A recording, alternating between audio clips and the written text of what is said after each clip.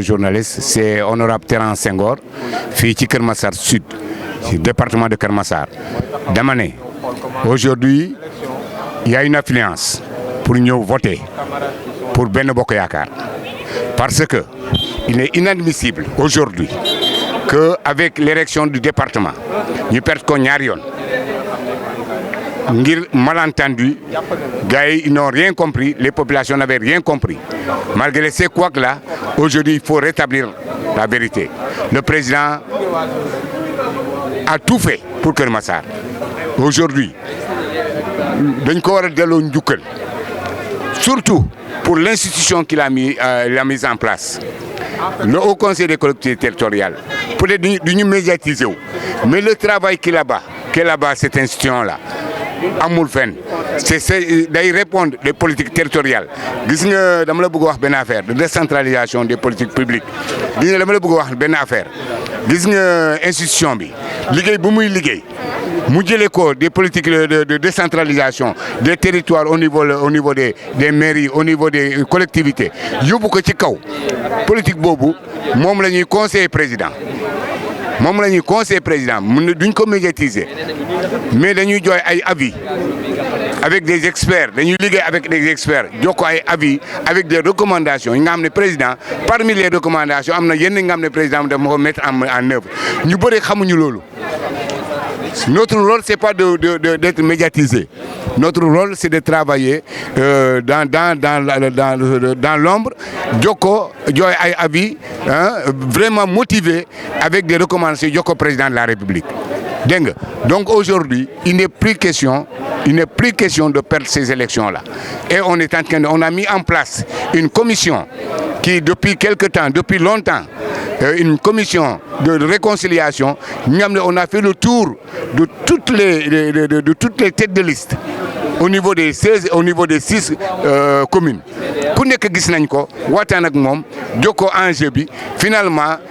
la commission a réussi sa mission sous la houlette de Madame le ministre Assome Diatta. Donc on a réussi le pari. Inch'Allah, loolu la ñu ñaan Yàlla vraiment ñu Macky Sall du ñu gën a gore.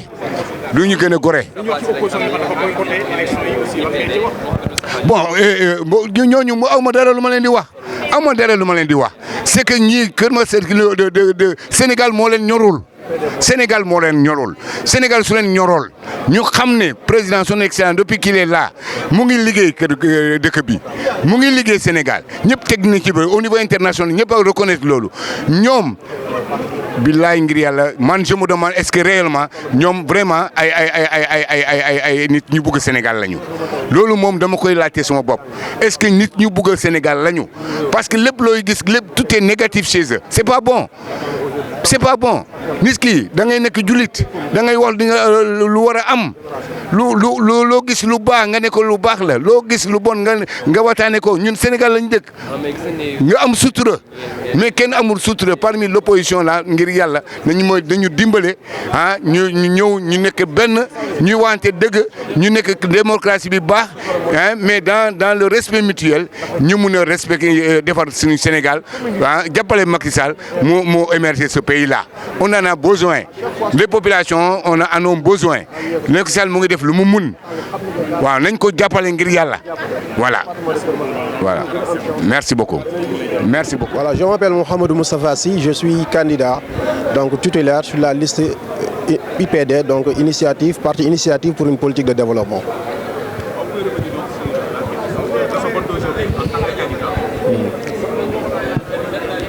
Effectivement, donc comme vous le savez, donc le Haut Conseil des collectivités territoriales est une institution qui a toute son importance dans notre dispositif institutionnel aujourd'hui, à l'heure actuelle. C'est une institution qui permet véritablement, conformément aux missions qui ont été développées dans la loi, tout simplement pour dire que ça participe à l'évaluation des politiques publiques, à l'évaluation un peu des politiques donc axées dans le compte de la décentralisation. Et c'est une assemblée consultative effectivement qui doit procéder à des propositions allant dans le sens d'améliorer tout simplement donc les compétences des collectivités territoriales. Donc cela montre tout simplement toute l'importance que l'élection des hauts conseils des collectivités territoriales a. quelle remarque faites-vous par rapport au boycott de l'opposition n'est pas venu? Bon, effectivement, ça c'est un choix politique. Le boycott de l'opposition, c'est un choix politique et on ne peut pas s'y prononcer. Mais toujours est-il qu'aujourd'hui, nous avons vu dans le département de Keur Massar, il n'y a que deux listes en compétition. Donc la coalition Benno Bokk Yakaar et nous, donc le parti IPD, donc Initiative pour une politique de développement. Donc sur cette question, je ne pourrais pas me prononcer. Le boycott, c'est une action. Donc ça a été une option politique pour les leaders de Yewwi Askan Wi. Donc il faudrait vraiment, véritablement respecter leur choix. Donc vraiment, c'est ça. Donc maa ngi tudd Mouhamadou Moustapha Sy nekk tête de liste IPD ci élection au conseil des collectivités territoriales. Voilà donc bon aujourd'hui comme ni ñu ko waxee rek au conseil des collectivités ñun ñëpp xam nañ ne dafa am solo parce que dafa bokk ci dispositif institutionnel bi nga xamante ne état du Sénégal da ko tëral muy participer aussi ci li nga xamante ne ñoom ñooy saytu wala di xayma politique yi nga xamante ne moom la ñuy def ci wàllu décentralisation ni ñu koy yoree donc et puis ñu bokk ci ñi nga xamante ne aussi dañoo war a proposer ay réformes wala ay correction si insuffisance yi nga xamante ne gis nañ ko si collectivités yi ni ñuy doxee ñun ñëpp xam nañ ne aujourd'hui département de Keur Massar dafa bokk si département yi nga xamante ne dañoo bëri ay problèmes parce que ni mu juddoo la dafa judduwaale ak ay problèmes donc c'est important que ñu ñëw participer si surtout en étant des jeunes que ñu ñëw bokk si élection yi pour véritablement participer si li nga xamante ne moom mooy sukkali département de Keur Massar donc aujourd'hui gis nañ ne déroulement bi mi ngi jaar yoon donc voilà te et puis administration bi def na liggéeyam ñu le préfet en commençant par le préfet ba le comité électoral bi nga xamante ne ñu teg nañ leen ko ñu ngi leen ciy féliciter bu baax parce que vraiment engagement bi ak ouverture d'esprit bi ci gis am nañ ay rapports yu excellent yu am solo. bon beneen bi mooy que ne waa Benno Bokk Yaakaar comme ni ñu leen xamee rek comme que ñoom dañoo nekk si benn pente bi nga xamante ne si ñàkk rek la ñu jëm donc li ñuy def mooy toujours nekk fii di jéem a influencer wala ay achat de conscience mais aujourd'hui population bi yeew nañ yeew ba nga xamante ne mën nga leen jox sa dërëm waaye xam nañ kan la ñu votel donc aujourd'hui changement bi nga xamante ne moom moo nekk te commencé depuis élection locale yi moom mooy continuer te ñun ñëpp dinañ gis ne aujourd'hui élection yi nii dafay gën a confirmer pente bi nga xamante ne moom la Benno Bokk Yaakaar nekk te et puis changement bi nit ñi bëgg ak xale yi nga xamante ne bëgg nañ leen dooleel jox leen chance pour ñu représenter un peu le département pour ñu représenter donc à tous les niveaux jeunes yi nekk foo mën a participer si développement wu dëkk bi donc si lancé boobu lañ nekk te di si vraiment woo ñëpp ñu ñëw voter ci massivement pour ñu sanctionner Benno Bokk Yaakaar. waaw opposition bi effectivement dañoo boycotté bon lu ñuy naan opposition significative moom moo boycotté mais am na benn opposition bi nga xamante ne France d'opposition bu des bi nga xamante ne mi ngi nekk ci liggéey bi ba léegi te boycott bi mënuñu si prononcer bu baax parce que ñoom seen choix politique la te choix politique ay leader bu ñu ko defee dañ leen koy nangu respecté ko su ko defee nag voilà woo quand même ñi nga xamante ne gis nañ ne war nañ ci mën a dem ñu dem ci te di ñaan vraiment gars yëpp ñëw jàpp si bu baax pour que Benno Bokk Yaakaar quand même ñu continuer sanction bi merci. Merci beaucoup.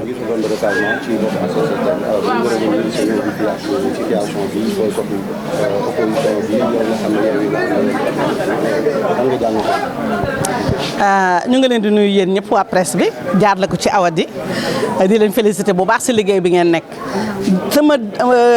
devoir de citoyen moom laa ñëw def si ndaxte yaakaar naa ne élection pour askan bi la institution yi pour askan bi la donc yoon la pour nga ñëw def ko ñi boycotté nag am nañu seeni raison ndax kenn ku nekk ak sa raison man lu ma nekkoon Yewwi Askan Wi ndax man bésu ñàkk laa nekk tey ku nekk dem na waaye man sama devoir mooy ñëw voté si te damay ñëw voté si ci Yewwi Askan Wi ku yàlla jox ndam le nag mu jox la ko. kon d'accord ak ñi nga xam ne dañuy non man d'accord ma boycott ndax boycott du ñàkk ñëw voté boycott mooy nga ñëw même booy voté bulletin blanc nga ni lii d'accord ma ci moo tax ma voté sama bulletin blanc mais toog ne man du ma voté ji en tant que citoyen man loolu d'accord ma ko ki ko def nag am na raison boycott nag ça ne veut pas dire bañ a dem voté ji donc man loolu mooy suma philosophie. alors yow ban taxawaay ngay xaar ci au conseil yi parce que gis nañ situation parce que nee nañ au conseil amul njëriñ. ku nekk ak sa analyse di ku nekk ak sa analyse dans la mesure où dañuy wax ni au conseil benn instance consultative la dañoo war a saytu askan bi jël xibaar yi dem yëbbal ko président ngir président mën a réorienter ses stratégies de protection de la population lu bon ñu ne ko lii bon lu baax ñu ne ko lii baax na mais bu fekkee ne au conseil da ngaa dem rek ngir ay faveur yoo amal sa bopp bañ a xool askan bi lan la ñuy dund loolu moom mooy la nga xam ne mooy yanuwul maanaa ndax c'est instance consultative prérogative mooy président da leen di laaj mais président bu la laaj ça sous-entend que ni yow dem nga gëstu askan bi xam seen i jafe-jafe ñëw partage ko ak président ba nga xam ne président dina jël ay propositions ay solutions idoines par rapport à la résolution de ces problèmes. Donc c'est une manière de dire que au conseil dañu war a commencer wàcc. mooy amul commencé seen rôle premier loolu la dañu war a wàcc askan bi toog ak askan bi xool problème yi lan la ci bépp domaine nag que mu nekk éducation agriculture santé ak lu mu mënti doon ñoom dañoo war a jokkoo ak askan bi wax ak ñoom évaluer seeni souffrance seeni problème dem defal ay proposition président. préciser rek moo di que maire yi dañuy jàppale askan bi ci mbënn mi mais nekkul seen prérogative mais nag waruñu banque seeni loxo ndaxte bu ñu xoolee stratégie yi état di mettre en œuvre yëpp jaarale ko ci préfet yi jaarale ko ci sous préfet yi dañuy impliquer maire yi nag dañoo war a xool lan la ñu mën a def ci seen kéemtalaay kattan mais du waruñu xaar rek ni état moo war def état moo war a def dafa métti mbënd mi métti na fépp lii maire yi mënu ci dara conseil départemental mënu ci dara mais li état di def ak li mairie di def loolu la ñu war a xool mais dañu war a analyser plan yi Orsec yi fi def yëpp ba xam naka la demee ndax tamit wax dëgg yàlla Kër Massar métti na département bu bees sans accompagnement wala boog bu ñu ko accompagner xaalis ba fan la dugg ndaxte liñ fi def daaw ci xaalis gas ko suul ko loolu war nañu mën a wax fan la nekk te loolu gisuñ ko. Kër Massar yëpp ñu ngi ci ndox bi tout le département est dans les eaux tout le département ñaan yàlla nag ñi mbënn mi laal yal na leen yàlla jàppale yal na leen yàlla taxaw ñi seen bakkan des yal na leen yàlla yërëm te xare leen aljana mais wax dëgg yàlla métti na doole conseil mënu ko doole mairie mënu ko état moo ci war a mën a def dara te fi mu nekk nii état présentement ak plan yi fi nekk il faut ñu xoolaat ko pour am solution. Merci.